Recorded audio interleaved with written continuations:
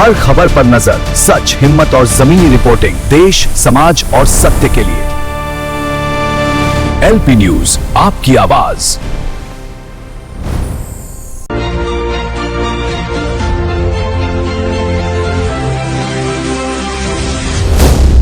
LP news. नमस्कार, आपका स्वागत है। मैं रेशमा। 8PM न्यूज में हम देखेंगे दुर्ग जिले समेत देश विदेश की कुछ प्रमुख खबरें। आइए शुरू करते हैं पहले दुर्ग जिले की खबरों से। अप्रैल 2026 से लागू होने वाले 4 श्रम संहिताओं के खिलाफ देश भर में विरोध तेज हो गया है।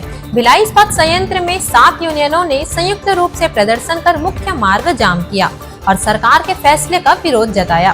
ट्रेड यूनियनों का आरोप है कि नए लेबर कोड मजदूर विरोधी है और इससे रोजगार की स्थिरता खत्म हो जाएगी।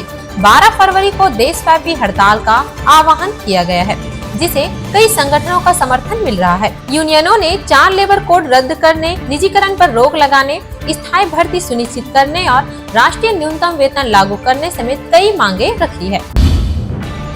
नगर पालिका निगम भिलाई के जोन क्रमांक 5 में संपत्तियों का ड्रोन सर्वे विधिवत शुरू हो गया है। इस सर्वे का उद्देश्य क्षेत्र की संपत्तियों का सटीक निर्धारण और डेटा अपडेट करना है। आधुनिक ड्रोन तकनीकी के माध्यम से संपत्तियों के क्षेत्रफल और निर्माण की सही जानकारी जुटाई जाएगी। इससे डिजिटल रिकॉर्ड तैयार होंगे और राजस्व वसूली में पारदर्शिता आएगी। निगम प्रशासन का कहना है कि यह डेटा भविष्य में शहरी नियोजन और नागरिक सुविधाओं के विस्तार में अहम भूमिका निभाएगा। साथ ही नागरिकों से अपील है कि वे सर्वे टीम को सहयोग करें ताकि काम तय समय में पूरा हो सके। दुर्ग के सेक्टर 8 स्ट्रीट 8 में एक नाबालिग ने पड़ोसी के घर में घुसकर लोहे की रॉड से हमला कर दिया।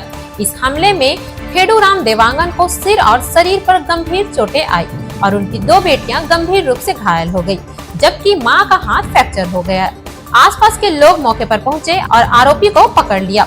सूचना मिलते ही पुलिस मौके पर पहुंची और नाबालिग को कस्टडी में ले लिया। पीड़ित परिवार की शिकायत पर हत्या के प्रयास समेत कई धाराओं में मामला दर्ज कर जांच शुरू कर दी है। घटना के बाद पूरे इलाके में दहशत का माहौल है और पुलिस हमले की वजहों का पता लगाने में जुटी हुई है। दुर्ग के उतई थाना क्षेत्र के ग्राम पौवारा स्थित रॉयल एकेडमी स्कूल में आयोजित वार्षिक उत्सव के दौरान स्कूल परिसर में लगे स्टॉल पर बच्चों को एक्सपायरी खाद्य पदार्थ बेचे जाने का मामला सामने आने के बाद अभिभावकों ने हंगामा किया। सूचना मिलने पर पुलिस मौके पर पहुंची और शिकायत के आधार पर पुलिस ने एक्सपायरी सामान जब्त कर लिया और स्कूल प्रबंधक के खिलाफ मामला दर्ज कर लिया। पुलिस ने कार्रवाई करते हुए रॉयल एकेडमी स्कूल के डायरेक्टर अकरम खान को गिरफ्तार कर लिया है। फिलहाल मामले की जांच जारी है।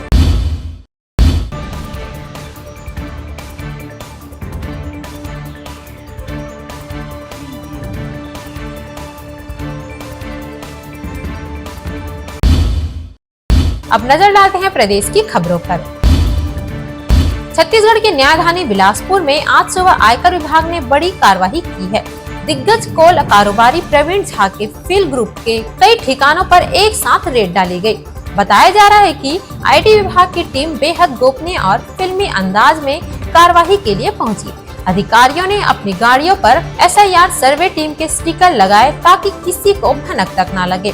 फिल ग्रुप के मुख्य कार्यालय, निजी आवास और फैक्ट्रियों को एक साथ घेरे में लिया गया है। सूत्रों के मुताबिक दस्तावेजों की गहन जांच जारी है और बड़ी मात्रा में बेनामी संपत्ति व अघोषित लेन देन की खुलासे की उम्मीद है। कबीरधाम जिले के ग्राम सेमो में उप मुख्यमंत्री विजय शर्मा ने 2 करोड़ 38 लाख रुपए की लागत से बनने वाले 33/11 kV विद्युत उपकेंद्र का भूमि पूजन किया। इस उपकेंद्र के स्थापित होने से आसपास के 10 गांव और लगभग 2000 से अधिक उपभोक्ताओं को गुणवत्तापूर्ण और नियमित बिजली आपूर्ति मिल सकेगी। परियोजना के तहत 5 MVA क्षमता का पावर ट्रांसफार्मर और 3 अलग अलग 11 kV फीडर स्थापित किए जाएंगे, जिससे लो वोल्टेज और बिजली कटौती की समस्या दूर होगी। इससे किसानों को सिंचाई में सुविधा मिलेगी और क्षेत्र के विकास को नई गति मिलेगी। छत्तीसगढ़ राज्य में राष्ट्रीय शिक्षा नीति 2020 के तहत उल्लास नव भारत साक्षरता कार्यक्रम के अंतर्गत आयोजित महापरीक्षा अभियान ने बड़ी सफलता हासिल की है। NIOS द्वारा घोषित परिणाम में प्रदेश का कुल परीक्षा परिणाम 90.85% रहा। इस अभियान में 4,55,000 से अधिक शिक्षार्थियों ने भाग लिया, जिनमें 4,13,000 से अधिक सफल हुए। पहली बार 984 आत्मसमर्पित नक्सलियों ने परीक्षा देकर बंदूक छोड़ शिक्षा की राह चुनी। महिलाओं, ट्रांसजेंडर समुदाय, दिव्यांगों, जेल बंदियों और वरिष्ठ नागरिकों की भागीदारी ने इसे समावेशी शिक्षा का उदाहरण बना दिया। स्कूल शिक्षा मंत्री गजेंद्र यादव ने इस ऐतिहासिक सफलता पर सभी को बधाई देते हुए प्रदेश को 100% साक्षर बनाने की अपील की है। राजिम कुंभ कल्प मेले में इस वर्ष कृषि एवं उद्योगिकी विभाग का स्टॉल किसानों और मेला दर्शनार्थियों के लिए विशेष आकर्षण बना हुआ है।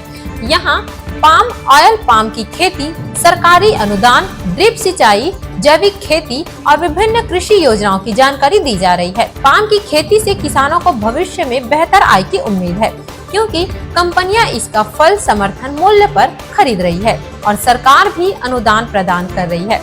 यह पहल किसानों को आधुनिक और लाभकारी खेती की ओर प्रेरित कर रही है। छत्तीसगढ़ के बस्तर जिले में कुपोषण के खिलाफ जिला प्रशासन ने वजन त्योहार अभियान की शुरुआत की है। 9 से 18 फरवरी तक चलने वाले इस विशेष अभियान में आंगनबाड़ी केंद्रों पर 0 से 5 वर्ष तक के बच्चों का वजन और ऊंचाई मापी जा रही है। इस दौरान गर्भवती महिलाओं, शिशुवत महिलाओं और किशोरी बालिकाओं के स्वास्थ्य की जांच की जा रही है। एनीमिया और BMI टेस्ट के जरिए भविष्य की योजना तैयार की जाएगी। अभियान का मुख्य उद्देश्य जिले में कुपोषण की वास्तविक स्थिति का पता लगाना और हर बच्चे तक पोषण योजना का लाभ पहुंचाना है।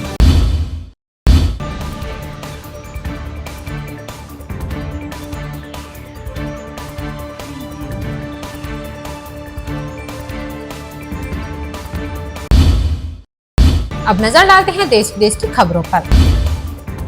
लोकसभा में विपक्ष के नेता राहुल गांधी ने हालिया भाषण के बाद राजनीतिक माहौल गर्म हो गया है। सूत्रों के मुताबिक केंद्र सरकार राहुल गांधी के खिलाफ फिलहाल विशेष अधिकार हनन प्रस्ताव नहीं लाएगी, लेकिन उनके भाषण में कुछ हिस्सों को एक्सपंज किया जाएगा, क्योंकि लगाए गए आरोपों को प्रमाणित नहीं किया गया है। बीजेपी सांसद संजय जायसवाल ने लोकसभा स्पीकर को पत्र लिखकर राहुल गांधी के भाषण से आपत्तिजनक शब्द हटाने की मांग की है। उधर अमेरिका के साथ हुए व्यापार समझौते को लेकर विपक्षी दलों ने लोकसभा में जोरदार हंगामा किया। नारेबाजी के चलते सदन की कार्यवाही शुरू होने के महज 7 मिनट बाद ही स्थगित करनी पड़ी। भारत की सैन्य ताकत को बढ़ाने के लिए सरकार ने बड़ा फैसला लिया है। फ्रांस से 114 नए राफेल फाइटर जेट्स की खरीद को मंजूरी मिल गई है। इस डील में विमान, मिसाइलें, सपोर्ट सिस्टम और भारत में निर्माण शामिल है। इसके साथ ही थल सेना के लिए एंटी टैंक माइंस और टैंकों का अपग्रेड तथा नेवी के लिए P-8I विमान और पावर सिस्टम भी मंजूर किए गए हैं। राफेल जेट मेटोर, स्कैल्प और हैमर जैसी अत्याधुनिक मिसाइलों से लैस है और इसकी मारक क्षमता दुश्मनों के लिए बड़ी चुनौती मानी जाती है। कर्नाटक के अलंद स्थित लाडले मशक दरगाह को लेकर हाई कोर्ट का अहम फैसला सामने आया है। कोर्ट ने महाशिवरात्रि के दौरान दरगाह परिसर में स्थित राघव चैतन्य शिवलिंग की पूजा की अनुमति हिंदू श्रद्धालुओं को दी है।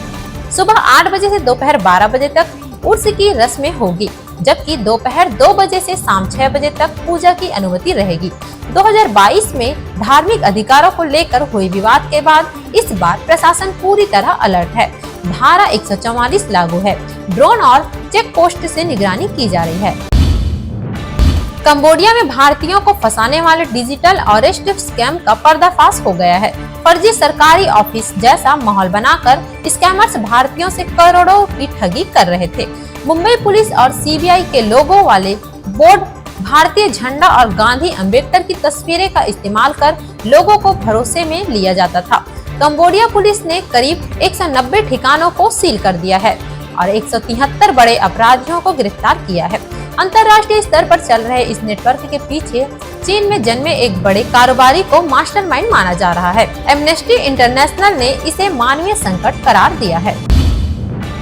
तुर्की की संसद में कैबिनेट फेरबदल के बीच उस समय भारी हंगामा हो गया जब नए न्याय मंत्री अकीन गुर्लेक की नियुक्ति को लेकर सत्ता पक्ष और विपक्ष आमने सामने आ गए। संसद में धक्का मुक्की और मारपीट का वीडियो सोशल मीडिया पर तेजी से वायरल हो रहा है। तुर्की में यह घटनाक्रम ऐसे समय में सामने आया है जब देश संवैधानिक सुधार और PKK के साथ शांति पहल पर चर्चा कर रहा है।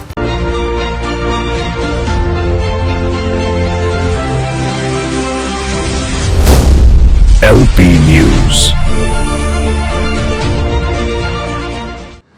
This program is sponsored by SR Hospital and Research Center.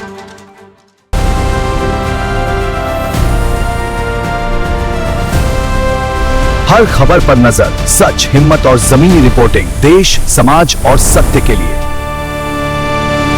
LP news, आपकी आवाज।